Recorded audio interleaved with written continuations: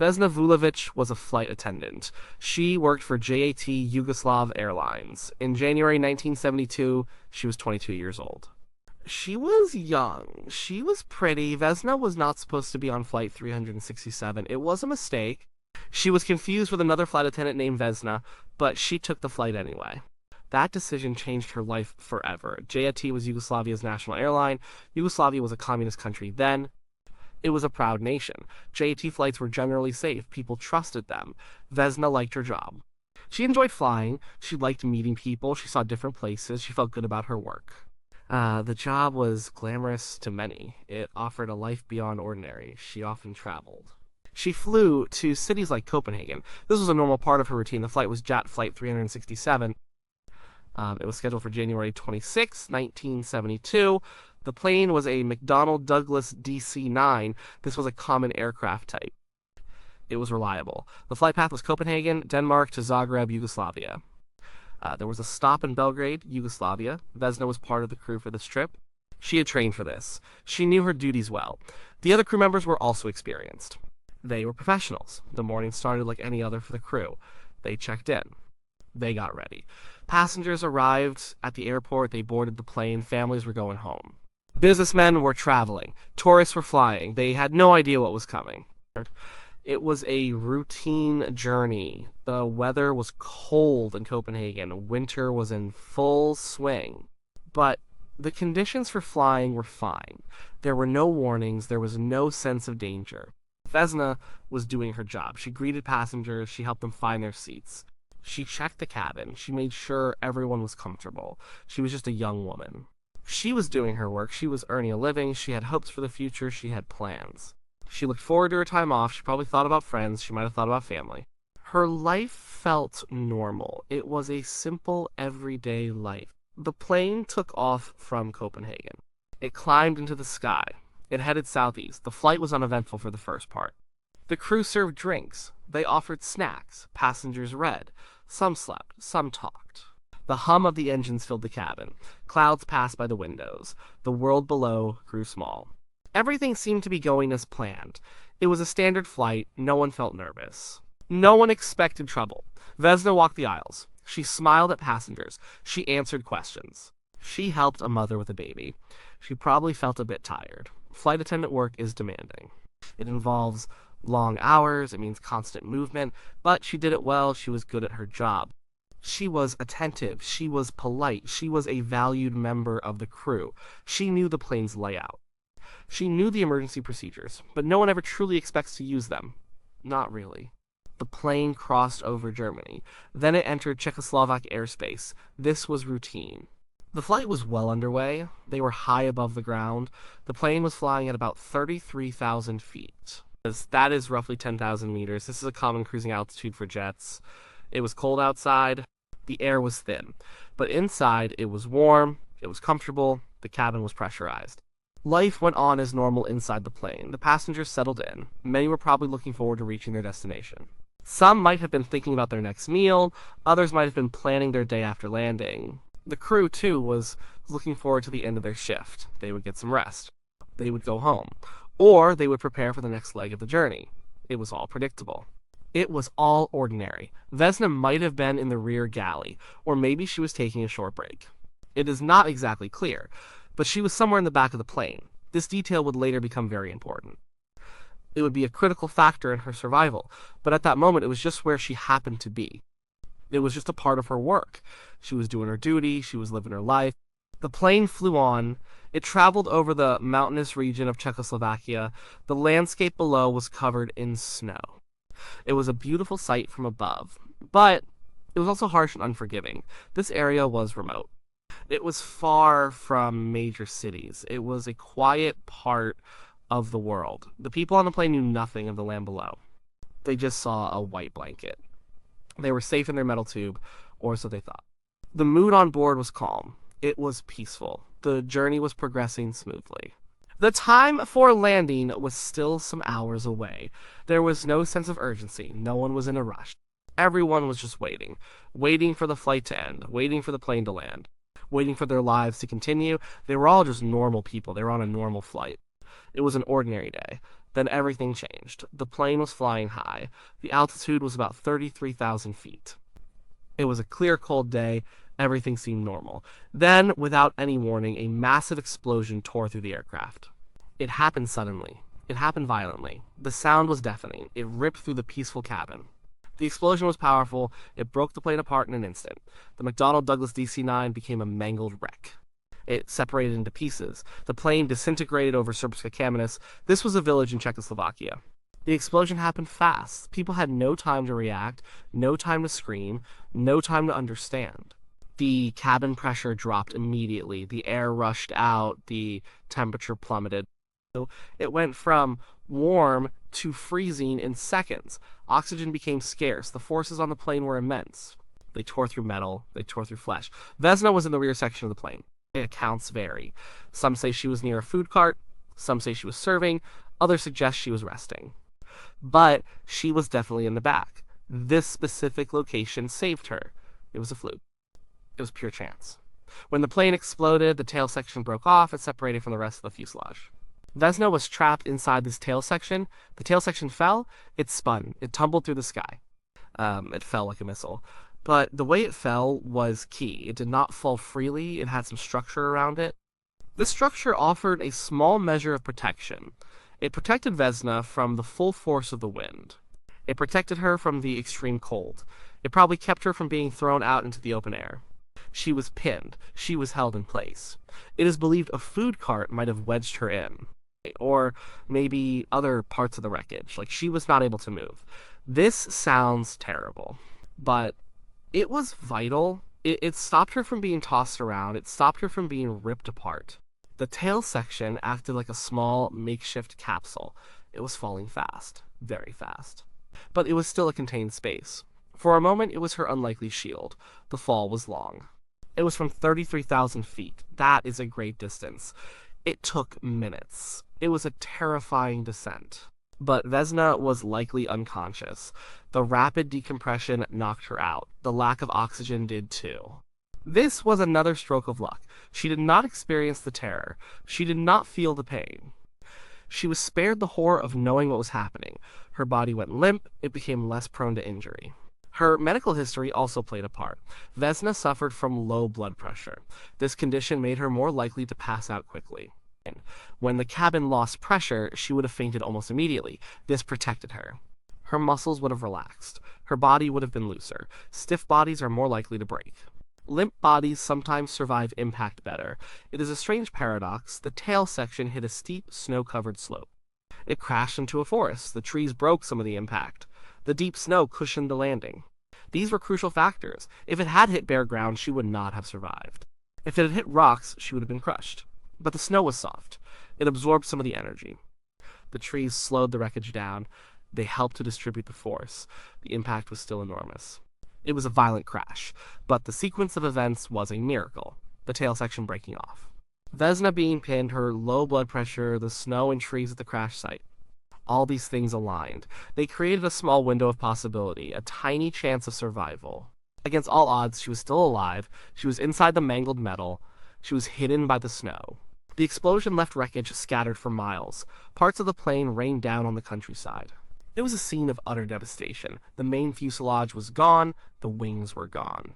Everything was in pieces. There was smoke. There was fire. There was silence after the initial crash. A terrible, empty silence. It was a truly catastrophic event. No one expected anyone to live. The other passengers and crew members died, all 27 of them. They were killed instantly. Their lives ended in that sudden blast. Vesna was the only survivor. She was the one exception. Her survival was a puzzle. It defied logic. It defied science. It was something truly extraordinary. It was a testament to a combination of factors, but mostly it was just luck. Incredible, unbelievable luck. The tail section lay buried in the snow. It was broken, it was twisted, it was a wreck. But inside, life still clung on. Vesna was there, unconscious, injured, but breathing. Her heart was beating. She was not aware of the cold. She was not aware of the pain. She was simply there, a lone survivor in a field of death. The world knew nothing of her yet. But soon they would. The plane crashed in a remote area. It was near Srpska Kamenis.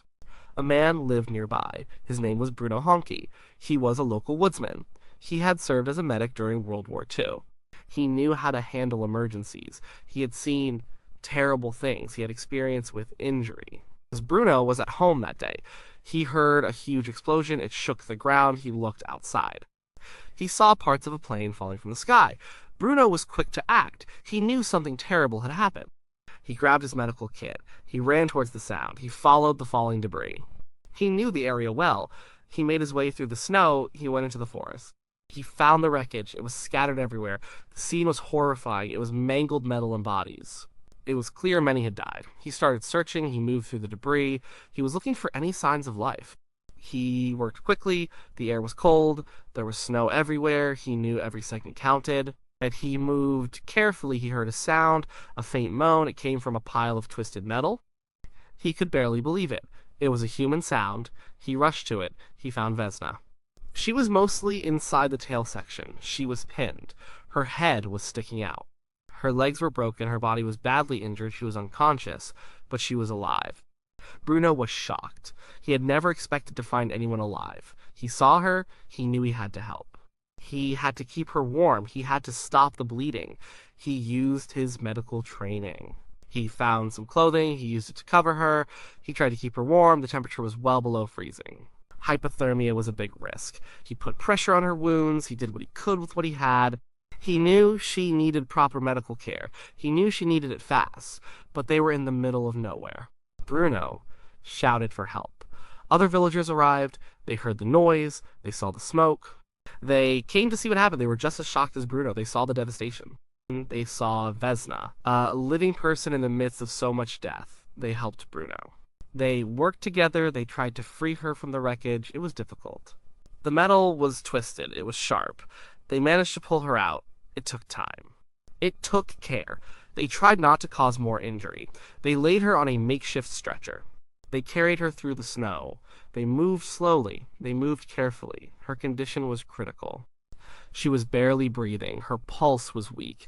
They got her to the nearest road. An ambulance was called. It was a long wait. The road was bad. The ambulance arrived. They took Vesna to a hospital. She was taken to Prague. Doctors there did not expect her to live. She had suffered terrible injuries. Her skull was fractured. Both her legs were broken. Her pelvis was shattered. Her spine was crushed. She had multiple broken vertebrae. She also had internal bleeding. She was in a deep coma.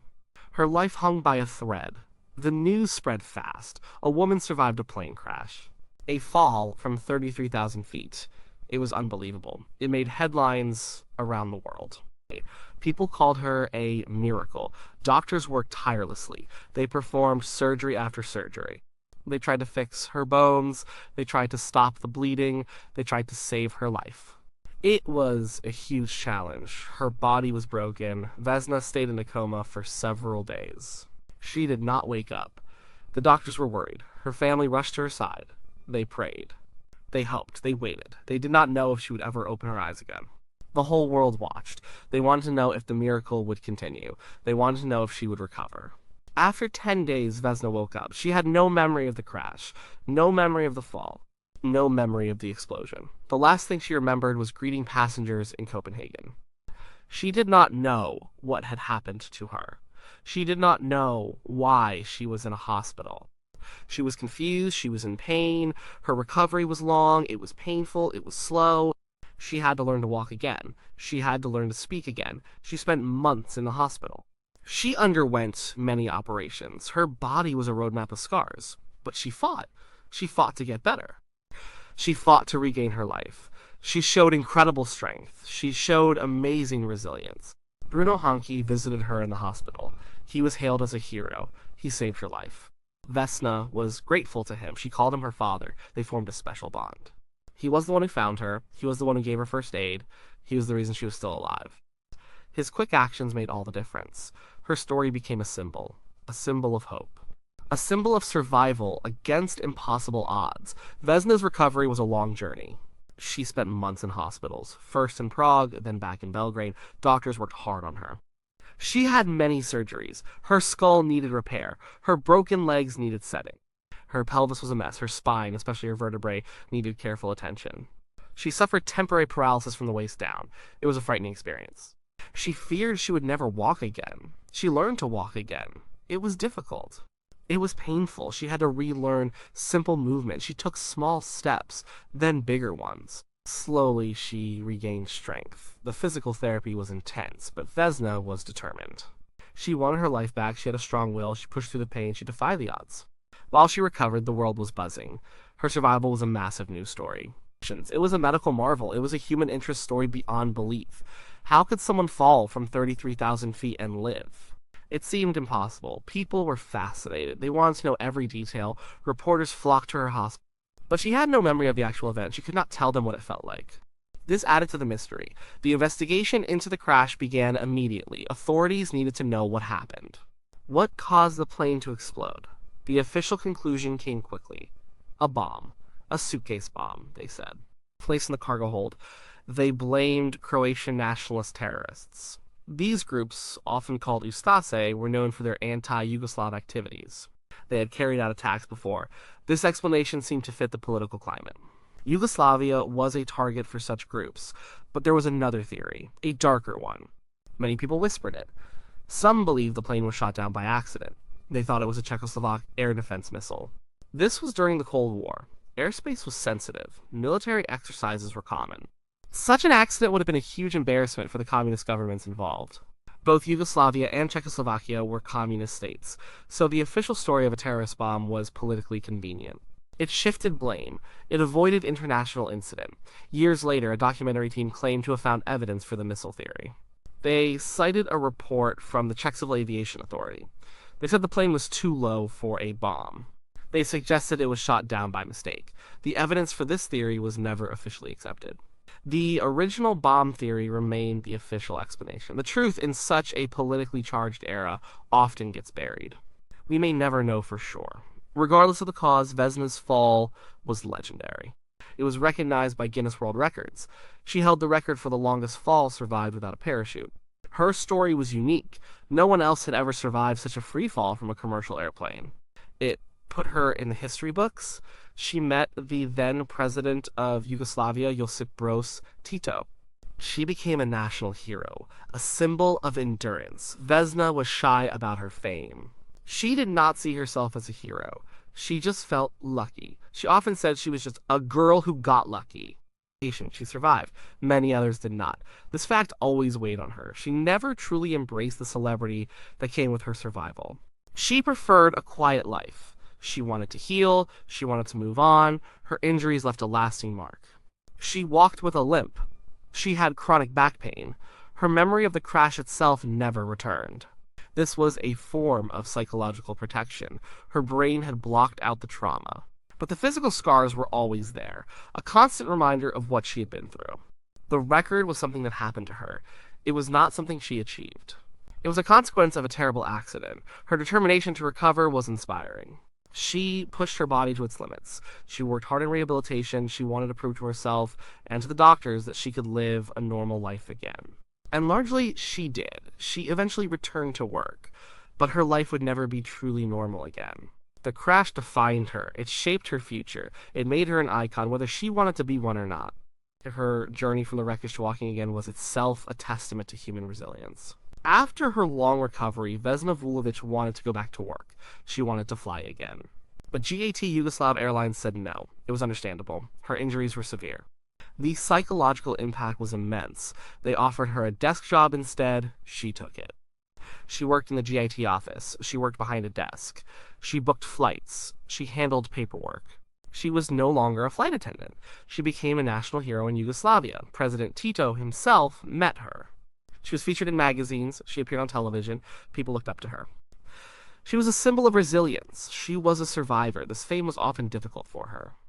She was a quiet person. She did not seek the spotlight, but it was impossible to avoid it. Her story was too big. Vesna married later in life.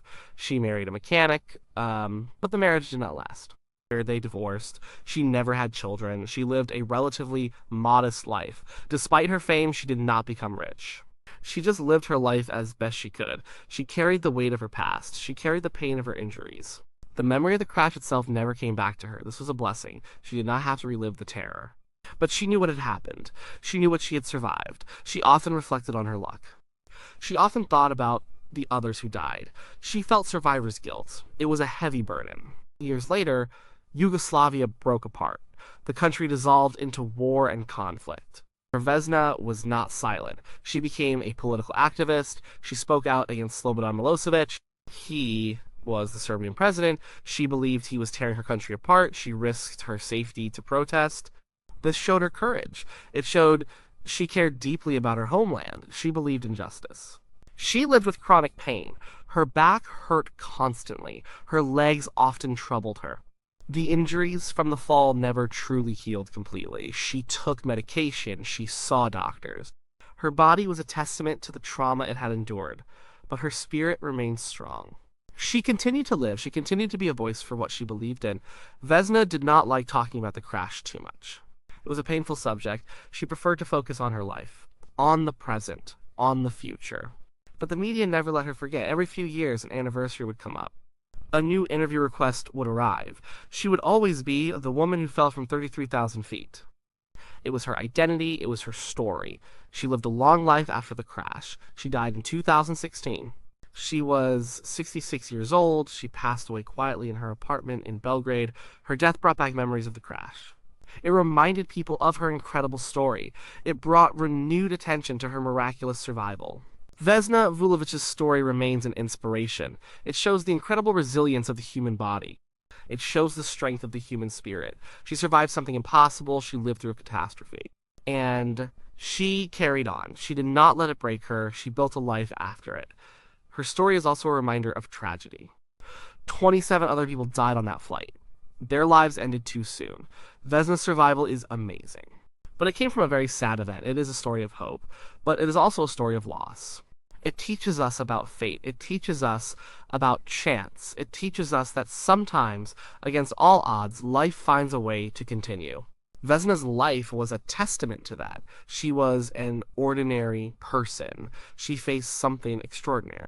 She lived.